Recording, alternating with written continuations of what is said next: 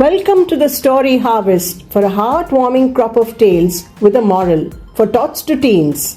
Don't forget to like, comment, share and subscribe to get more new stories regularly. The Team.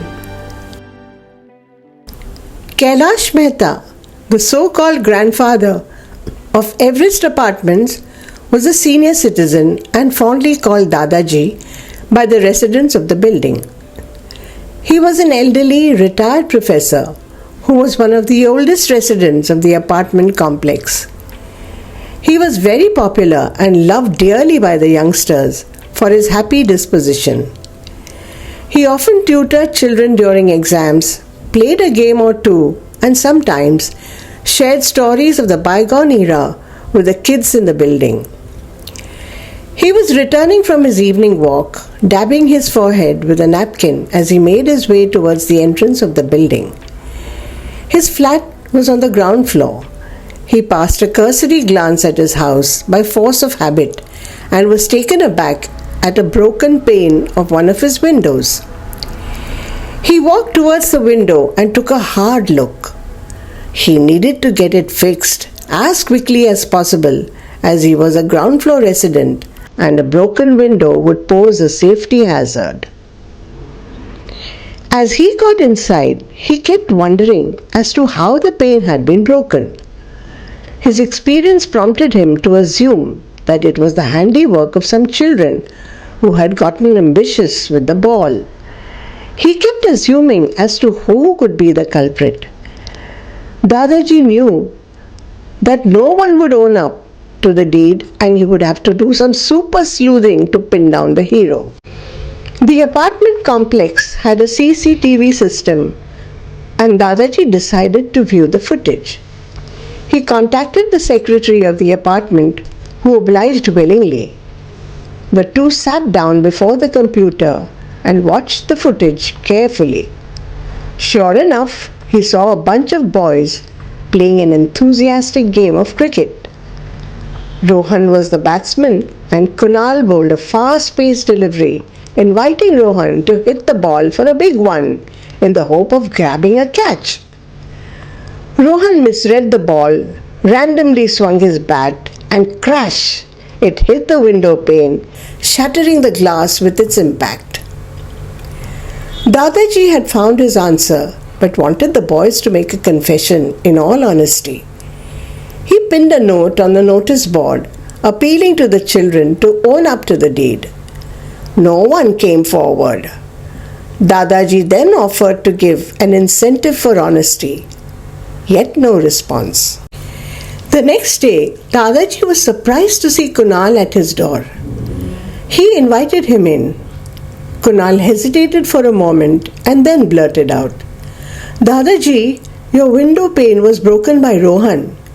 He smashed the ball for a 6, but it crashed into your window." Dadaji was silent for a few moments. He then spoke calmly. "Kunal, I want all of you to come to my house at 5 p.m. today. Please get them all together." Kunal uttered a quick, "Okay, Dadaji," and ran out of his house. At 5 p.m. that day, the boys assembled at Dadaji's house. Rohan looked fidgety, twisting his fingers nervously. Kunal seemed calmed and relaxed, while the other boys appeared nonchalant. Dadaji cleared his throat and looked steadily at each child. "Boys, do you know why I have called you here?"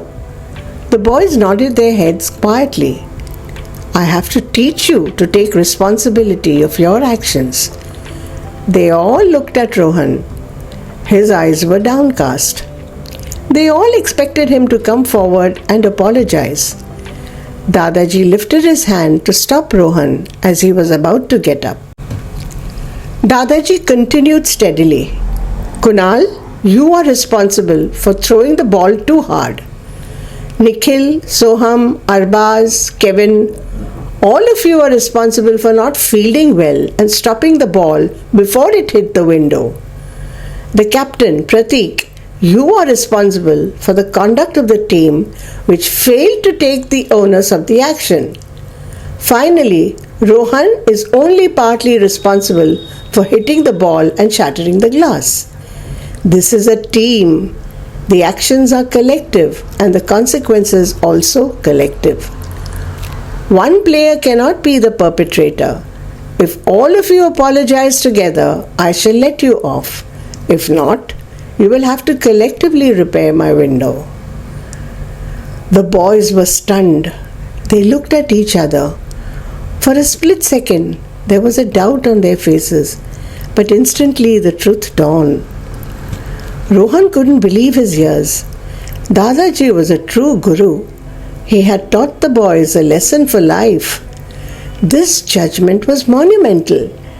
He got up and went forward to touch his guru's feet, but Dadaji stopped him and gave him a warm hug.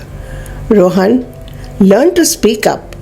Next time you smash a window, take the onus and see that the others back you up. A sport is a unified event.